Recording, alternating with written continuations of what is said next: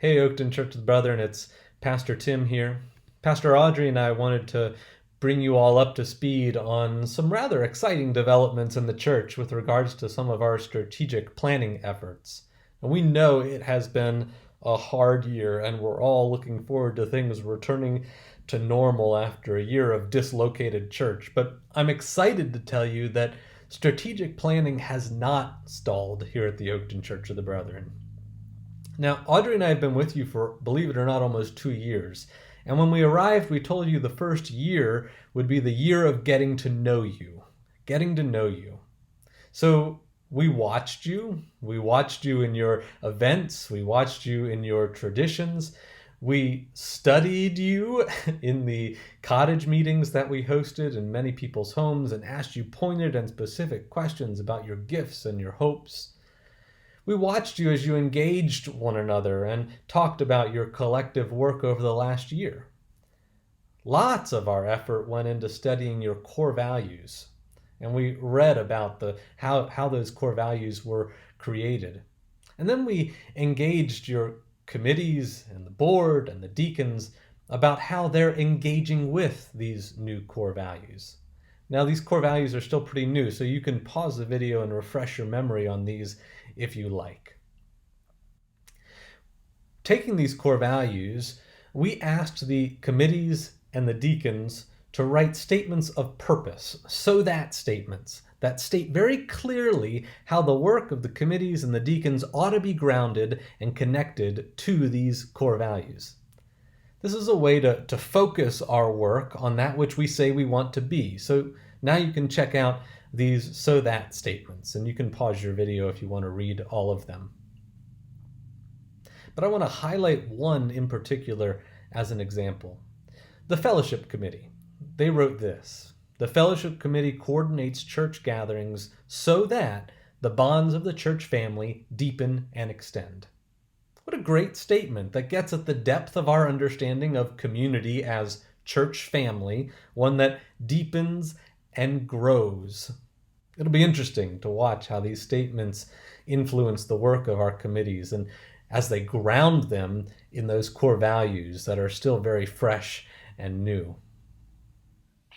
So now that we have a set of core values and we've spent some time formulating these so that statements, and then with our own understanding of your gifts, strengths, growing edges, Pastor Tim and I got to developing what one of my professors from Wesley Seminary, Lubbock Weems, calls the next faithful step. And the next faithful step is kind of like a vision statement, but it's meant to talk about what's next, just right down the road. When Tim and I were thinking about what this next faithful step is, we got to thinking about the fact that we've been watching Frozen 2 on repeat with our daughter. And one of the phrases that Anna says a couple times in the movie is she talks about doing the next right thing. And that seems really similar to what this next faithful step is. It's, as I said, it's kind of like a vision statement, but it's meant to be much more short-term and focused.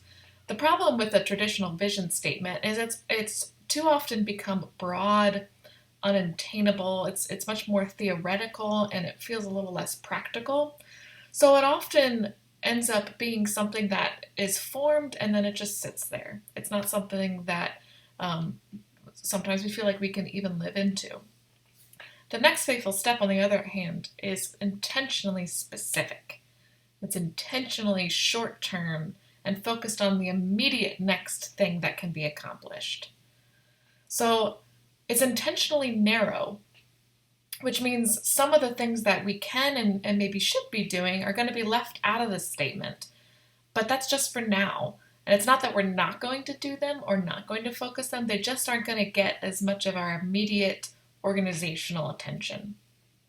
So we're going to read the next faithful step as the Oakton Church of the Brethren. And this next faithful step is going to be lived out in what we're calling 4-step objectives. And these are more practical pieces of how we might live into this next faithful step. So I invite you to read along with them. We're going to explain it in just kind of a brief overarching picture And then in the next video, we're going to go into each of these a little bit more specifically. So here it is, the next faithful step. The Oakton Church of the Brethren seeks to know and be known. And this next faithful step is going to be lived out in these 4 step objectives. Number 1, our faith stories. To know faith stories in our congregation and be known for the stories of God we share. Number 2, in our congregation.